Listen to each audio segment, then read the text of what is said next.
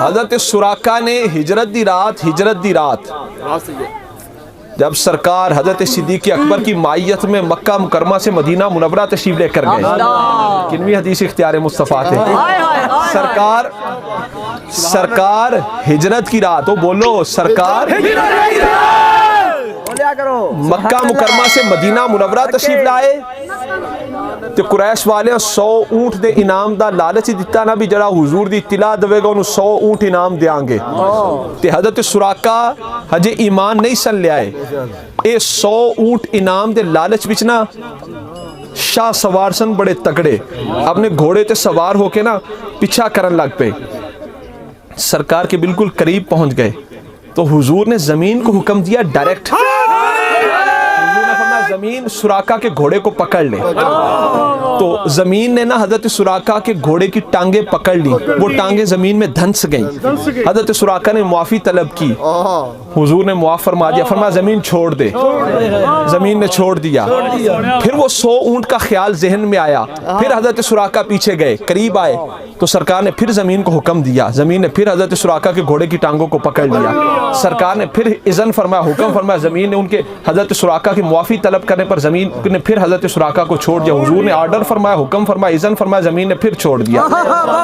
تیسری مرتبہ پھر ایسا ہوا جب حضرت سراقہ نے دل سے معافی مانگی نا تو حضور نے فرمایا سراقہ وہ کیسا وقت ہوگا جب کسرا شاہ ایران، کسرا ایران کا بادشاہ بڑا طاقتور بادشاہ تھا. حضور نے فرمایا سراقہ وہ کیسا وقت ہوگا کہ سونے کے کنگن تیرے بازوؤں میں ہوں گے. جب کسرا شاہ ایران، کسرا کے سونے کے کنگن تیرے بازوؤں پر ہوں گے. سرکار کا ظاہری دور مبارک گزرا، حضرت صدیق اکبر کا دور خلافت آیا. حضرت صدیق اکبر کی وصال کے بعد حضرت عمر فاروق کا دور خلافت آیا. حضرت عمر فاروق کے دور کے اندر کسرا کا ملک فتح ہوا، ایران فتح ہوا، مال غنیمت آیا. علم غیب مصطفیٰ، مال غنیمت آیا. مسجد نبوی میں مال غنیمت کے ڈھیر لگ گئے. عمر فاروق مال غنیمت میں سے کچھ تلاش کر رہے ہیں.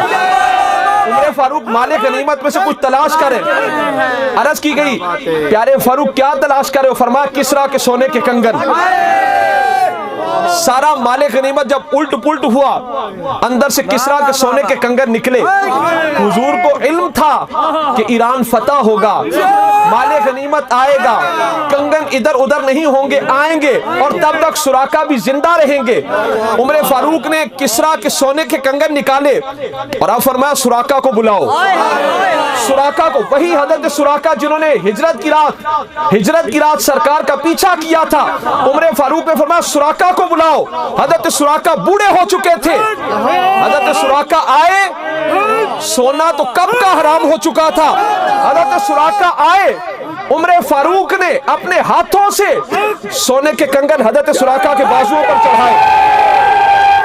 حضرت سراقہ کے بازوؤں پر سونے کے کنگن چڑھائے. سونا تو مرد کے لیے حرام ہو چکا تھا. آواز آئی عمر مرد کے لیے تو سونا حرام ہوتا ہے. آواز آئی مرد کے لیے تو سونا حرام ہوتا ہے. عمر فاروق نے فرمایا جس زبان سے اور مردوں کے لیے سونا حرام ہوا ہے اسی زبان سے سراقہ کے لیے سونا حلال ہوا.